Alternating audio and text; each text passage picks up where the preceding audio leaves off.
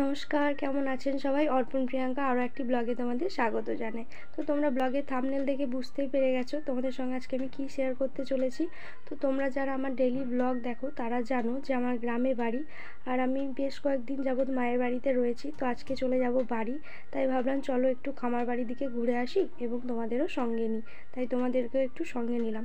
তো বিকালবেলায় খুবই সুন্দর একটা ঠান্ডা হাওয়া বইছিল, তাই ভাবলাম চলো বাড়িতে বসে থেকে লাভ নেই, একটু বাইরে থেকে বেরিয়ে আসি।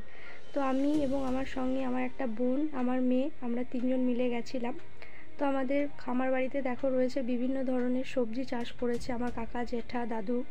তো সেগুলোই তোমাদের সঙ্গে একটু শেয়ার করলাম। আর রয়েছে বিভিন্ন ধরনের আম গাছ।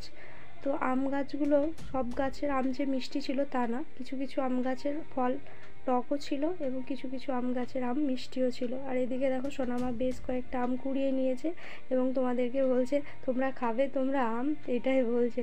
তো ও খুব পছন্দ করছিল একটু বেড়াতে বাইরের দিকে শীতল হাওয়ায়। তো খুবই সুন্দর লাগছিল। দেখো আবহাওয়াটা বেশ মেঘলা মেঘলা হয়েছিল। আর এদিকে দেখো মাটিতে প্রচুর আম পড়ে নষ্ট হয়ে গেছে। আর এদিকে দেখো রয়েছে একটা কলা গাছ, তো সেখানে মোচাও ফলেছে, কলাও রয়েছে। তো তোমরা গাছের পাতাগুলো কী পরিমাণে নড়ছে দেখেই বুঝতে পারছো কী পরিমাণে হাওয়া দিচ্ছে। তো এত সুন্দর লাগছিল পরিবেশটা, বলে বোঝানোর মতো না। আর এদিকে দেখো এটা রয়েছে একটা লেবু গাছ। আর এদিকে দেখো রয়েছে গ্রীষ্মের ধান চাষ করা কমপ্লিট। তো ধান ফলেও গেছে, এবার পাকার অপেক্ষায়। তো বন্ধুরা, তোমাদের কেমন লাগছে আমার এই ব্লগ ভিডিওটা কমেন্ট অবশ্যই জানাবে। তো আমি যখনই আমার মায়ের বাড়ি যাই, আমার মায়ের বাড়িও গ্রামেই, তখনই আমি খামার বাড়ির দিকে যাই একটু বেড়াতে। আমার মনটাও বেশ ভালো লাগে আর তোমাদেরও সঙ্গে নিই। আর এদিকে দেখো একটা আম গাছে কত সুন্দর আমটা ধরেছে, একটা ডাল কাটা হয়েছে, তো সেখান থেকে কতগুলো আম ফলেছে। আর বেশ কয়েকটা আম দেখো হাতের নাগালেই পাচ্ছিলাম। তো বেশ ভালোই লাগছিল, নিজের হাতে বেশ কয়েকটা আম পেড়েও নিয়েছিলাম।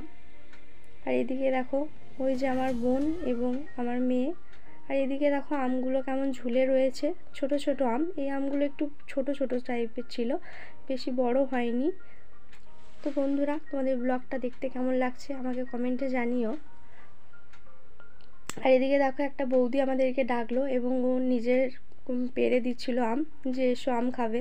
তো আমগুলো বেশ মিষ্টি ছিল, তাই আমগুলো কোনো কিছু নুন টুন দিয়ে মাখিয়ে খাওয়ার প্রয়োজন নেই, শুধুই খাওয়া যাচ্ছিলো। তারপর দেখো চলে এসেছিলাম বাড়ি।